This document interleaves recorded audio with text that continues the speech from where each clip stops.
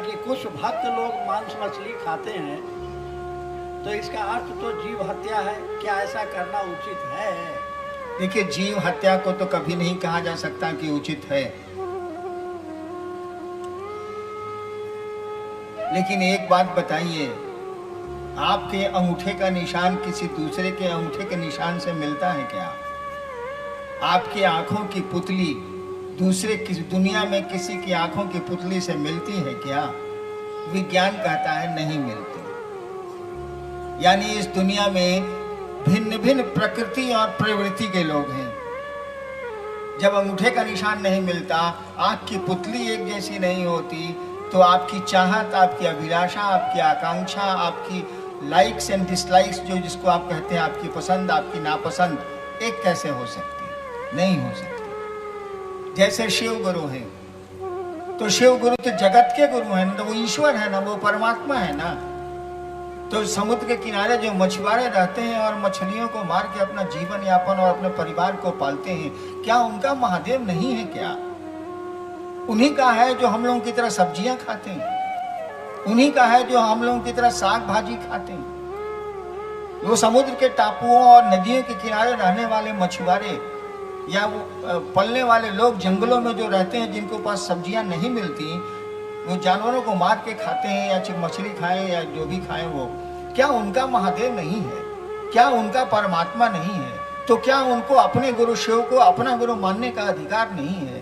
अब हत्या सही हो या गलत हो, जीव हत्या सही हो या गलत हो, ये तो आपको बाघ से भी पूछना चाहिए, जो कि मांसी खाता है, घास नहीं खा सकता बेचारा, वो भी तो हत्याएं ही कर रहा है। तो जीव हत्या किसी भी हालत में सही नहीं है, लेकिन क्या करिएगा, जीवन जीने के लिए तो कुछ करना पड़ता है। और ऐसे लाखों करोड़ों लोग हैं जो ऐसा जीवन जीते हैं। शिव उनको मना नहीं कर सकता, क्योंकि वो जगत का गुरु है, वो भी भगवान के बेटे हैं, और भगवान को पाने का उनको भी उतना ही अधिकार है जो साग सब्जियां खाते हैं। सबको तो बराबर का हिस्सा। कहते हैं गुरु 9 प्रकार के होते हैं, तो हमें किस गुरु को या कैसे गुरु को परम गुरु या मोक्ष का गुरु माना जाए? ये MB शर्मा जी हैं मालसोपारा ईस्ट से। गुरु 9 प्रकार के होते हैं, कहीं पढ़ लिया, हम तो पढ़ के नहीं किए। कैसे, दूसरा सवाल है, कैसे गुरु को गुरु माना जाए जो मोक्ष गुरु हो? भैया, लइकाई से हम सीखे हैं, सो हम बता देते हैं, हमको नहीं पता। हमको एक बार घोरी बोला था कि मोछ रखोगे ना तो मोक्ष मिल जाएगा। तब से हम देखिए थोड़ा थोड़ा मोछ रखते हैं।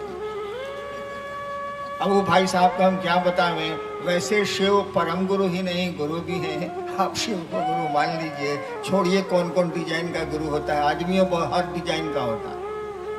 अंधेरी वेस्ट से है, ओम को क्यों मंत्र से हटाया गया है? एक भाई ने पूछा है, ओम को मंत्र से क्यों हटाया गया? हम कहला हटाएंगे, आप कहला जोड़े हैं, सो बता दीजिए। तो ये तो सवाल हो सकता है। अरे भाई, ओम मंत्रों का श्री है। एक आदमी बॉम्बे से लिख रहा है चिट्ठी, काम करने आया है, बेचारा बाहर का है, तो अपनी पत्नी को लिखेगा श्रीमती फूल कुमारी। श्रीमती नाम, उसके पत्नी का नाम मान लीजिए फूल कुमारी है, तो लिफाफा में लिखेगा श्रीमती फूल कुमारी, लिखेगा ना, श्री लगाया अपनी पत्नी के नाम पर। और लिफाफा के भीतर जो चिट्ठिया रहेगा उसमें क्या रहेगा? मेरी फूल कुमारी। हट गया ना? प्यारी फूल कुमारी, हट गया ना? तो ये सम्मान सूचक शब्द है। श्री है, मोहम्मद है, मिस्टर है, मिसेज है, मिस है, हमारे यहाँ श्री है, आर्यावर्त में श्री है। ठीक उसी तरह से जब आदमी के नाम को इतना सम्मान दिया गया, तो देवताओं के नाम को नहीं दिया जाएगा। इसीलिए हर एक मंत्र के पहले श्री लगाए,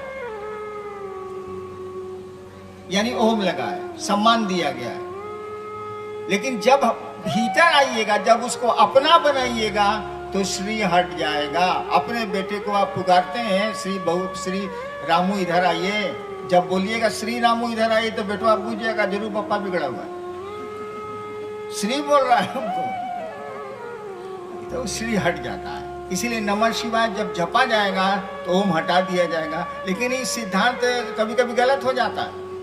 बहुत सारे मंत्र हैं जो ओम के साथ बने हैं। बहुत आदमी का नामे होता है श्री राम ठाकुर, उसमें से कैसे हटाइएगा? बहुत आदमी का नाम में है श्री कृष्ण सिंह, अब हटाइए, उसमें अलग से लिखना पड़ता है हम लोगों को श्री कृष्ण सिंह, अलग से श्री जोड़ना पड़ता है। ठीक उसी तरह से कुछ शिव के मंत्र हैं जो इसमें ओम लगा हुआ है, उसमें से नहीं हटेगा।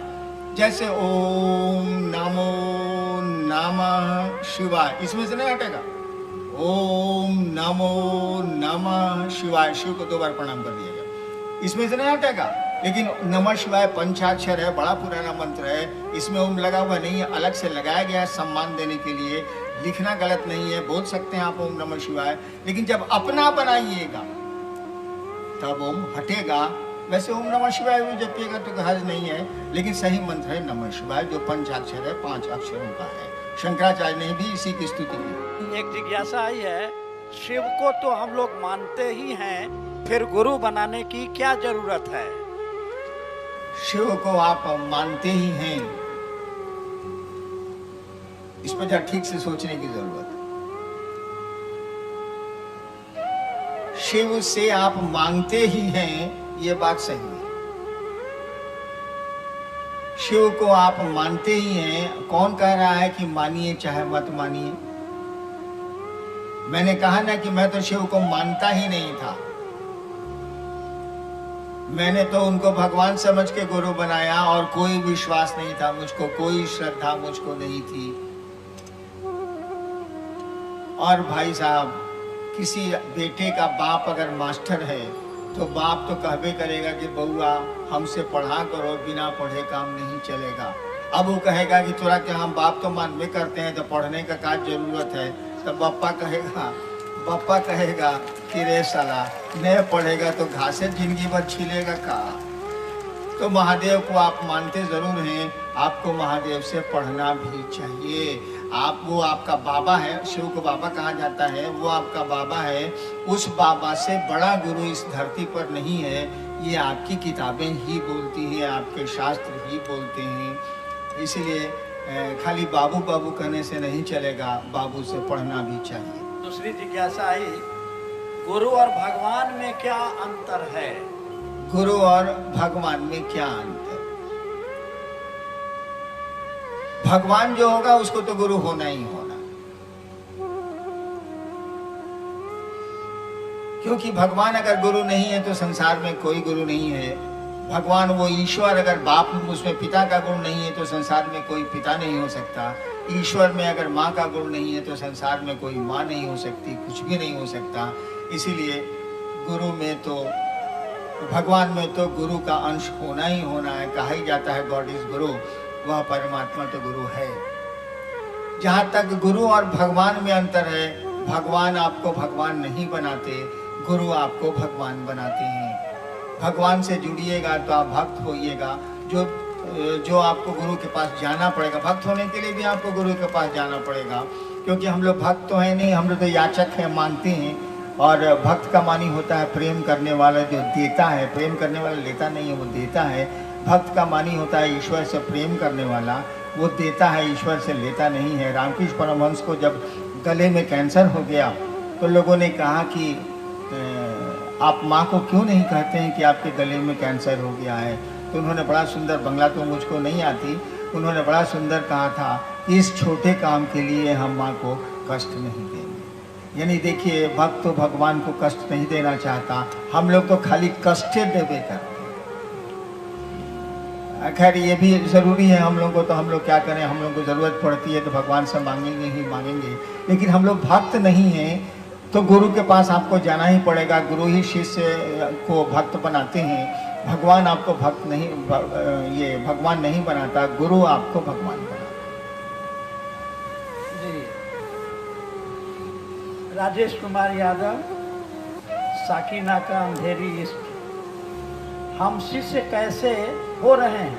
हमको कैसे पता कि शिव के शिष्य हैं?